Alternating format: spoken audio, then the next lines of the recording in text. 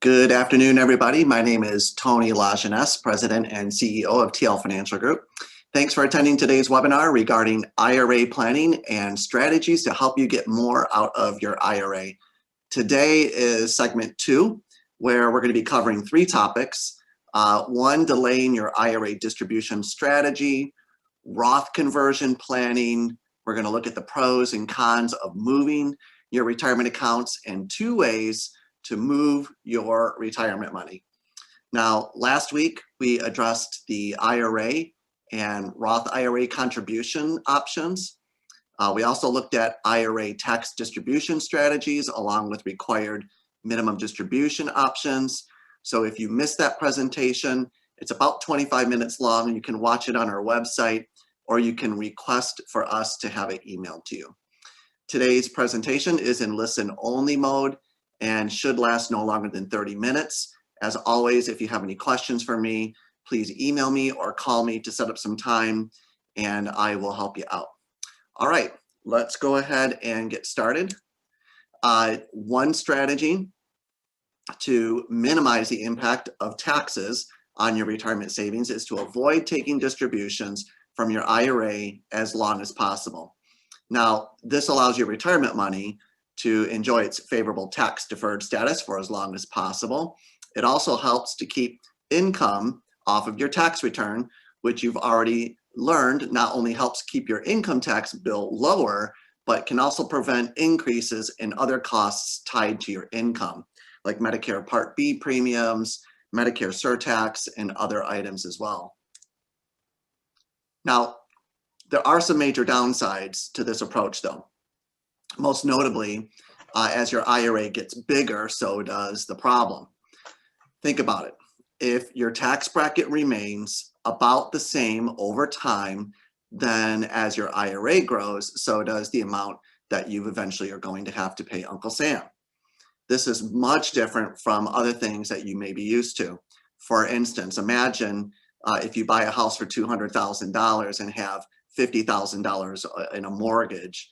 If the house doubles in value to $400,000, does your mortgage increase to $100,000? No, of course not. You get to reap all the benefits of that appreciation. But that's not the way it works with your IRA or 401k or similar types of accounts.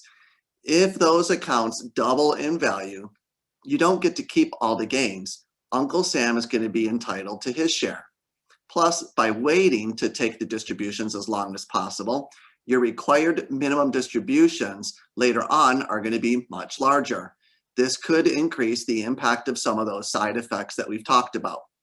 Thankfully, there's a way to fix this so that to go back to the mortgage analogy just for a moment, you can own your IRA free and clear. So that only you benefit from the future appreciation. It's called a Roth IRA conversion, and it's next on our Savvy IRA planning strategy. A Roth IRA conversion is the name given to a special type of transaction where you move money from your tax retirement account, like an IRA or 401k or 403b, to a Roth IRA. When you make a Roth conversion, the amount of money that you convert is added to your tax return for the year, and it's taxable at whatever income tax bracket that you happen to be in. For example, let's say Jill has $100,000 in traditional IRA money and would like to convert it to a Roth IRA. We'll talk more about why she might want to do this in just a moment. Now, if Jill moves forward with her $100,000 Roth IRA conversion, she'll have to add $100,000 to her income tax for the year, which will be taxable at whatever rate it happens to be at. So I've just found out that my slides are not showing, and I'm not sure exactly why. So the special note just came into me, so I love technology, and I'm going to try to remedy that right now. So give me just a second. And what's really important is that you end up sharing your screen so that you get to see the presentation, the part that I did not do. And I'm hoping that this will take care of it. Okay. So there we go. Now this should be taking care of our slides. And I'm going to wait for someone to tell me that it's actually working. And I'm going to cut through these slides here. Hopefully you can see these. This is good, Tony. We're good to go? Yep, it's good. It's all set. All right. Sorry about that, guys. So I'm going to come up to, all right, so we're going to be on this slide. Okay, so this is the slide where Jill has $100,000 in traditional IRA money. She wants to convert it to a Roth IRA. And of course, it's going to be taxable in that year that she takes that distribution. Because this is a really big decision, because it can have a significant impact on your taxes. It's always best to discuss this option with your tax and financial professional beforehand. And we have the tax planning software to really help you out with this. No matter what the conversion amount is, we have the right software planning tools to really help you fill the brackets or help steer you around some pitfalls that might be there, because we're going to talk about the tax consequences a little bit and all the things that are involved with it.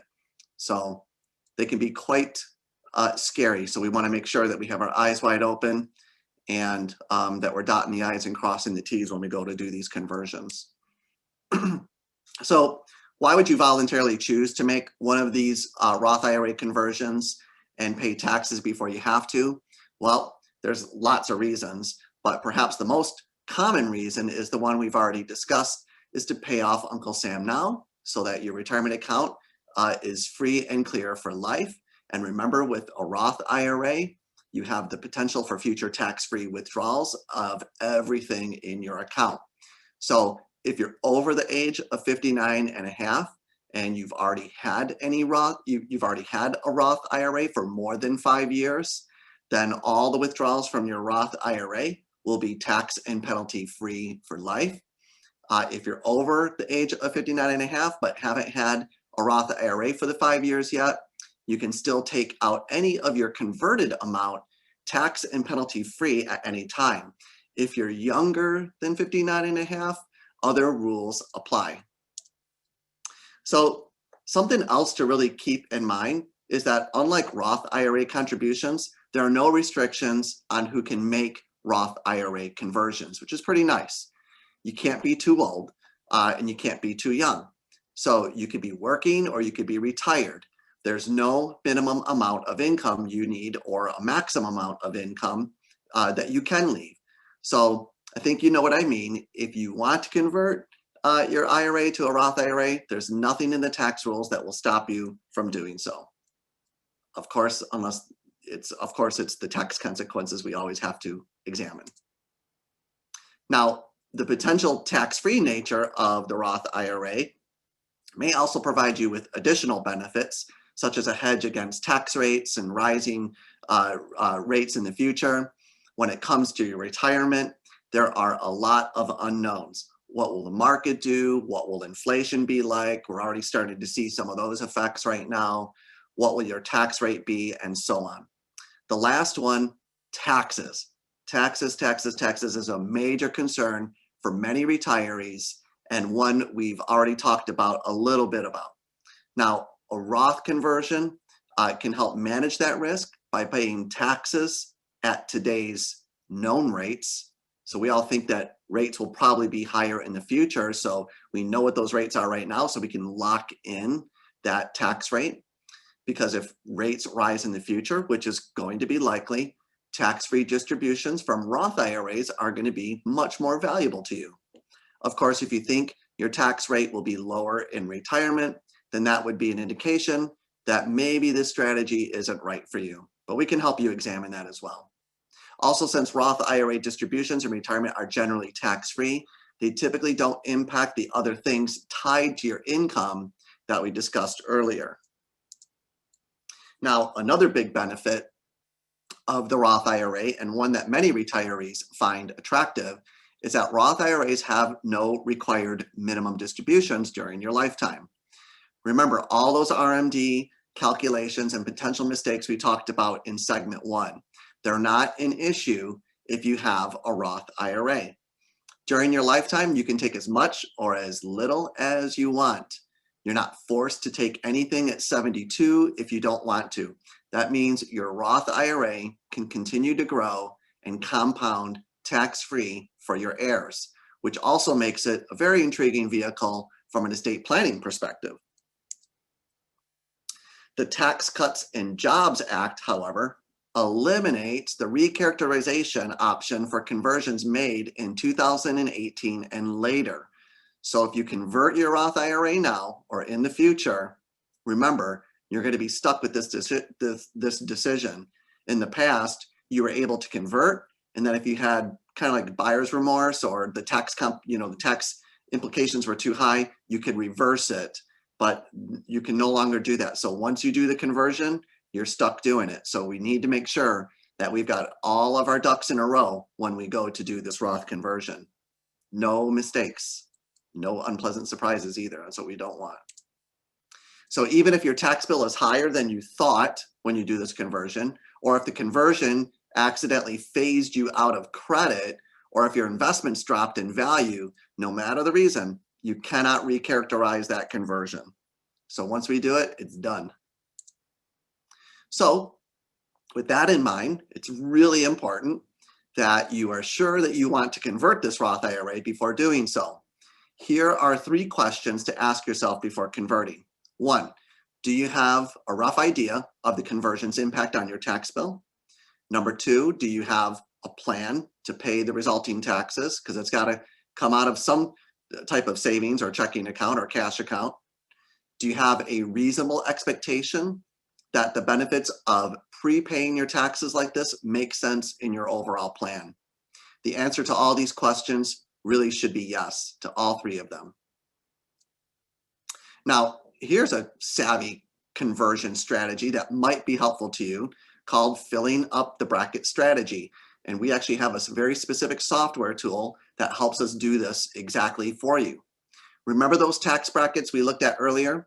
Well, sometimes you can find yourself in the middle of one of them and add more income without pushing yourself into the next higher income tax bracket.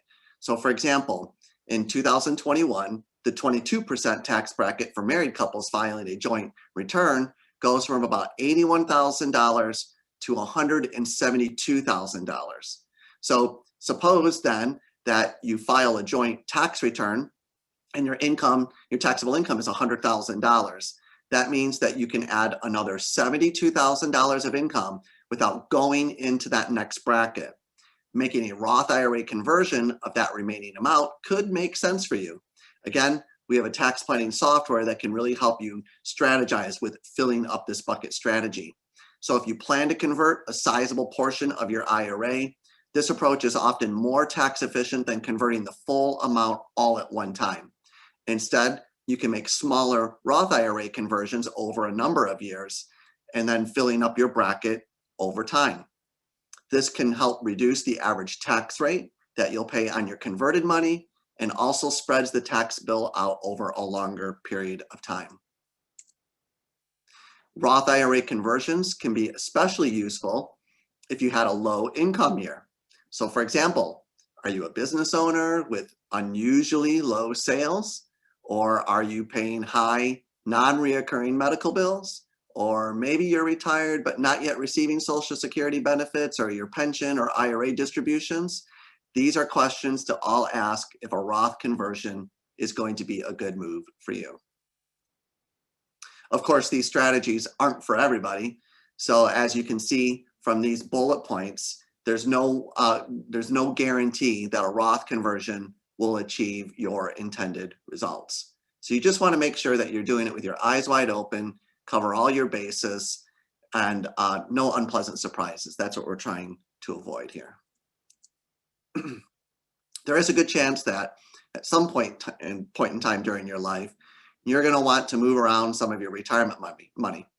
Maybe it will be done as part of a Roth conversion. Maybe it'll be to make a new investment or to work with a new advisor. Whatever the reason, you should be aware of how to move retirement money so that you don't make costly mistakes that could derail your retirement. In general, there are two ways that you can move retirement money. You can either move it indirectly in what's known as a 60-day rollover, or you can move it directly via a direct rollover or trustee to trustee transfer. Moving money directly is usually the savvy choice. First, let's take a look at indirect rollovers. In an indirect rollover, you receive a distribution of your retirement funds payable to you, or they are sent to a non-retirement account. Then what happens is you've got 60 days from that time to receive your distribution to get it back into another retirement account.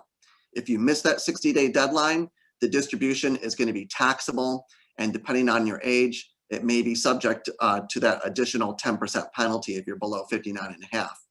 Even if you're on top of things and you complete your rollover within 60 days, there's other problems with this indirect rollover.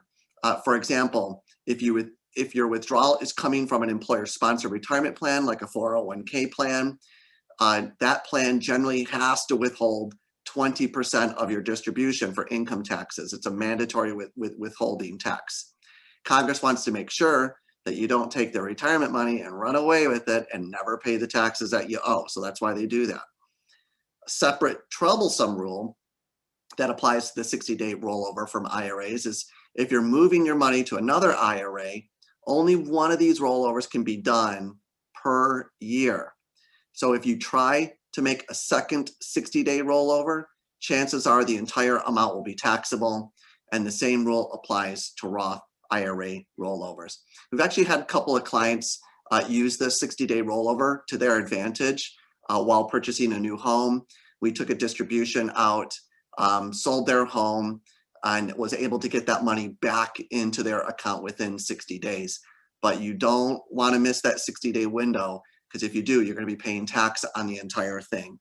So it can be risky to do it if you're looking to bridge the gap for some income-related purposes. But as long as you know the rules and you know what the consequences are, then it could be an advantageous thing for you. Now, as you can see, there are some problems with the indirect rollovers.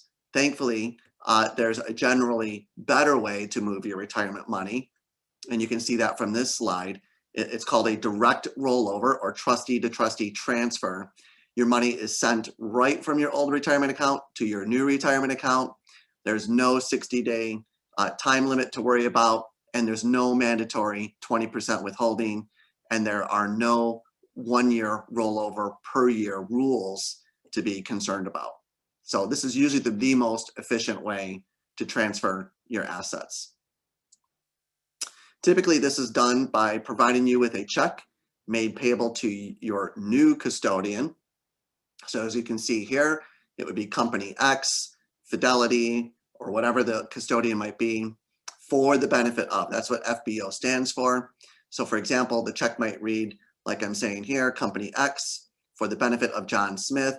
If the check is made payable to your new custodian like this, the distribution will qualify as a direct rollover, and you get the same favorable tax treatment.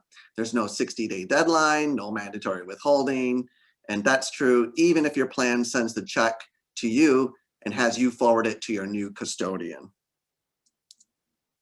Another essential component of savvy IRA planning is to make sure that you coordinate your IRA plan with your overall retirement estate, tax, education, and financial plans, along with Social Security. Your IRA and other retirement accounts can impact each of these areas, and it's really important to factor those things into your planning. Cash flow planning is such an important component of your overall strategy, since it takes in all aspects of one's unique circumstances. This plan is customized to the individual or couple, and is such an important part of setting the right expectations for what it is that you're trying to achieve, especially when you're looking at Roth conversions or income distribution planning, which we're going to take a closer look on some of those things next week. All right, this concludes our segment number 2 of IRA planning presentation. Our next and last segment is going to be held next Tuesday, June 1st at 2 p.m. And this segment is going to address 3 topics. We're going to be talking about coordinating your IRA planning. So we're going to put in some of that cash flow planning. So we're coordinating all of your assets. So that's a really important component. We're going to talk about some estate planning considerations because some of those rules have now changed and have really changed how we go through the distribution process for you and your heirs. And the last one we're going to be talking about is watching out for scams. So new scams related to retirement accounts and 401ks. So with that, I want to thank you for presenting today. I look forward to seeing you next week. Have a great day and be safe. See you soon. Again, if you have any questions, do not hesitate to reach out to me. Thanks a lot and have a great day.